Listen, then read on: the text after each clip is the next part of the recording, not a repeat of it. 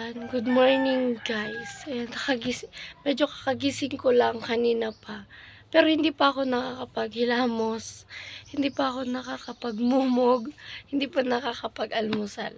Ayan, pag hindi pa nga pala ako nakakapagmumog, ganito yung boses ko. Talagang paus na paus. So yun guys, kani-kanina pa ako nagising. Tapos ayan, check ko yung phone, nag-upload ako guys. Tapos sa YouTube. Tapos chinek ko naman yung sked. Chinek ko yung page ng BU. Tapos ayan, scroll ako, hanap ako. Kasi ngayon, na June 7, ang schedule ng pagpa-medical ng mga qualified at waitlisted sa BU. So yan guys, waitlisted nga ako. Tapos parang hindi ako hindi ako natatakot ganyan kasi nga actually yung magpe-pre-register muna kasi June 3 to 7 ang pre-registration ng waitlisted. So bago wala akong natatanggap na email mula sa BU. Pero ewan ko sana wala akong natanggap na email mula sa BU. Chinek ko yung Gmail ko, chinek ko yung sa messages ko. Wala talaga guys, dun sa number kung meron. Tapos, ayun, ang nag-register ako kahit wala akong natanggap. Pinindot ko yung link na mag-register yung mga waitlisted. Pinindot ko yun, finilapan ko. Nang sinasubmit ko na, may error talaga guys. Kailangan makatanggap muna tayo ng email mula sa BU bago tayo mag-pre-register doon sa link. Tapos yun, actually ginawa ko yun nung June 3 pa kasi nga, yung una pa lang talaga, abang na ako ng abang. Hanggang nung nasa Kamsur ako, abang ako ng abang kung may email ang BU, pero wala talaga. Tapos ayan, ngayong umaga guys, gulat na gulat ako. Kasi, scroll ako sa ng BU, sa page ng BU. Syempre, ang dami nagpo-post doon. Basa ko ng basa. Tapos, may napunta ako sa isang post kung saan makikita kung meron pang slots.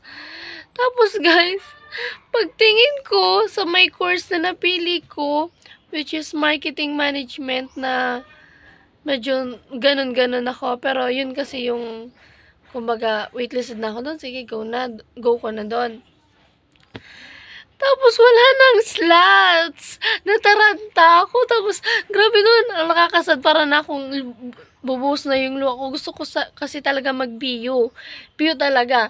Tapos, marami pa doon na, tinignan ko yung ibang courses.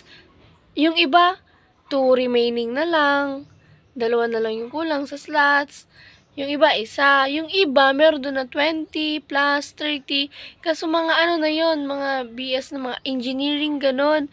Tapos accountancy. Kaso nga lang, hindi yun kaya ng nakuha kong rate. Kasi 88 point blah blah blah lang yung sa akin.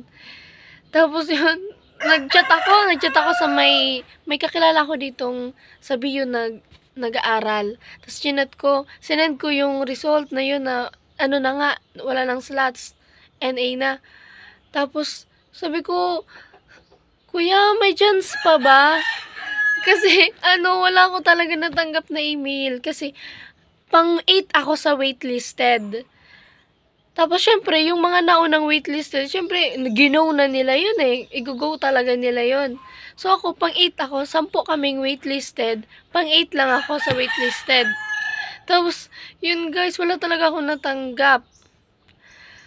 Tapos yun, hindi ko na alam kung gagawin ko. Sabi ko, ngayon kasi yung araw ng medical, di ba? Sabi ko sa inyo, ang gagawin ko, pupunta ako Ang oras natin ay 9:51, so magti-10 na guys. Tapos, pupunta ako ng BU maya-maya para mag-inquire doon kung may chance pa ba. Kasi waitlisted naman ako. Nag-antay naman ako. Pero ba't walang dumating? Tapos yun, try ko din magpa-medical na din para hindi na ako gumastos in case naman. Kasi, syempre, pag magpapa-medical ka sa mga hospital, lalo na pag syempre magbabayad ka. Ayun, parang siguro libre na rin ata yung medical doon. Di, i-go na, sabi nung chinat ko, so, go muna, at least mabawas-bawasan yung gagastusan mo, ganon. Tapos oh my God, guys, wala akong lakas para harapin to, char. Tapos yung sabi ko, paano talaga yan? May chance pa ba? Ang dami kong chinat, may kaklase akong BQ sa, sa BU. Pares kaming course. Sabi ko, may chance pa ba? Sinend ko din yung result ng, wala na talagang slots, no slots nakalagay sa courses na yon. Tapos, hindi ko talaga alam. Gusto ko mag-BU. Tapos, ayun, inisip ko na lumipat na lang na ibang course. Kaso gani, baka hindi kaya, ewan ko, kaya magpupunta talaga ako ng BU, magtatanong ako. So, yan, ang gusto ko sana talaga mag-tourism. Ang gusto ni Tito mag-nursing ako. Ang nursing, meron kasing nursing sa BU, BU Tabaco. Hindi siya BU Ligas, pero BU talaga. Sa BU Tabaco siya, yung nursing. Kaso, ang rate dapat noon ay 90 up, ganon. So, hindi ko na yun, kasi ang dami nang nakapasok doon, ang daming qualified doon. Tapos, yan, tourism, walang tourism sa BU. HRM, hindi ko alam, parang wala naman atang HRM sa BU din. So, ang mga college dito na school is, Bicol University. Yung naman, yung UST, private naman yon. University of Santo Tomas, malaking yon. May Mariners. Sa Mariners, guys, may doon. May tourism. Hindi ko lang alam kung merong HRM. Tapos, ayun, kaso BU lang talaga ang inaano ko kasi State University yon. UST, wala akong balak mag-UST. Mariners din, wala din akong balak kasi hindi ko naman kakayanin yung doon, yung bayad, ang laki kaya doon ng tuition. Tapos, yun, ipupush ko talaga tong BU, kaya pupunta ako ng BU, mag-i-inquire ako. Ayan, oh my God, sana naman, sana may chance. Lumakas kasi yung loob ko kasi ang daming nagsabi na may chance daw. Kasi waitlisted nga. Kaso paano hindi ako na-email ni BU? Hindi na umabot sa akin yung slots. Pero sana naman, guys. Nabasa ko nga pala doon.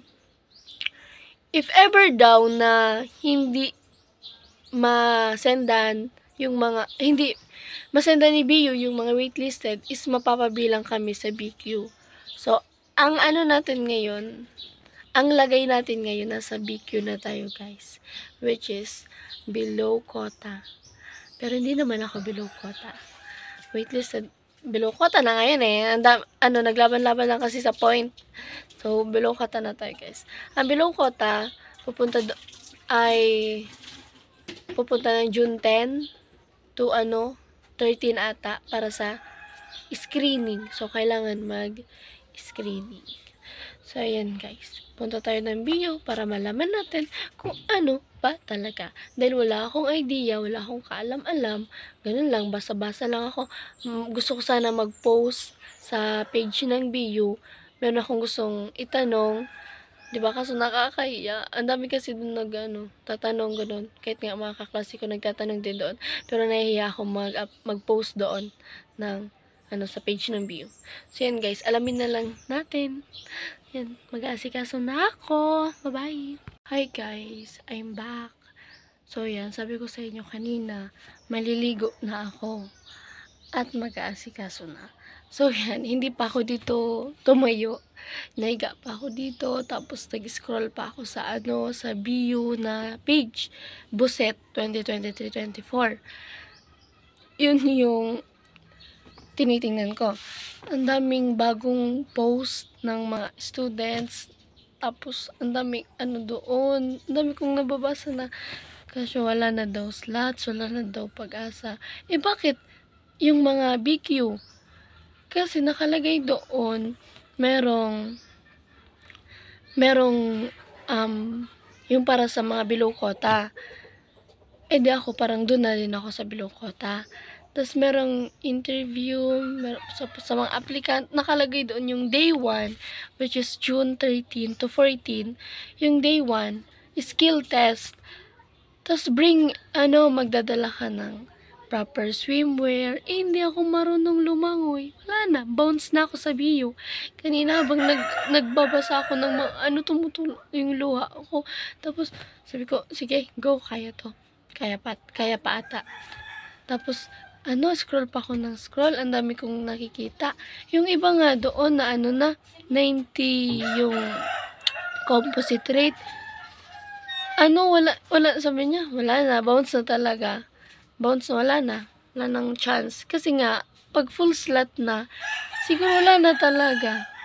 Kaya ano pang sense ng pagpunta ko doon, ng pagpa-medical ko kung wala na talaga. Kasi nag-reply na din yung chinat ko, yung sabi ko, classmate ko. Sabi niya, wala na talaga, B. Wala nang chance. Walang pag-asa. So, yan. Bounce na ako sa BU, guys. Hindi ko alam kung ayoko atang sumuko. Parang ganun. Parang igugo ko talaga. Gusto ko kasi mag-BU talaga, guys. Kaso kung magpapalit ako yun nga, kailangan yung skill nga, may skill test, day 1 yun. Syempre, pag bumagsak ka sa day 1 na skill test, baka hindi ka nang pabalikin ng day 2. So, bounce na talaga. Bagsak ka na. Wala nang chance. Kasi nga, may swimwear na may nakita nga akong comment. Sabi nung babae doon, paano yan? Hindi ako marunong lumangoy. Wala na ba talagang chance? Wala na talagang pag-asa.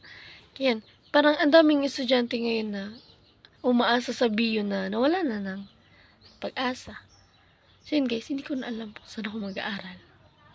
Hindi to sa kaartihan Hindi to sa kaartihan kung saan ako mag-aaral, ganun. Kung mapili ako ng college na aaralan ko. Hindi ganun. Kasi alam naman ng lahat na BU yung talagang kilala dito sa province of Albay. Talagang Bicol University talaga. Kilalang kilala yan na paaralan. Habol ko din kasi dyan yung school nga. Hindi naman sa minimenos ko yung ibang school.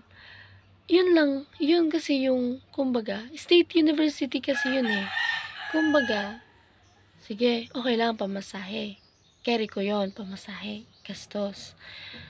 Eh, yung kung tuition fee, yung babayaran, hindi ko yun kaya, guys. May naman dito, may malapit naman na college, mga community college.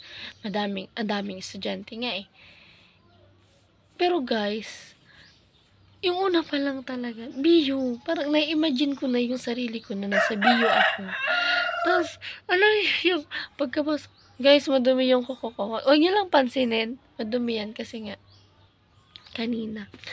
Tapos, wala na talaga akong lakas. Ayoko nagpa-BU, hindi na ako pupunta ng BU, guys.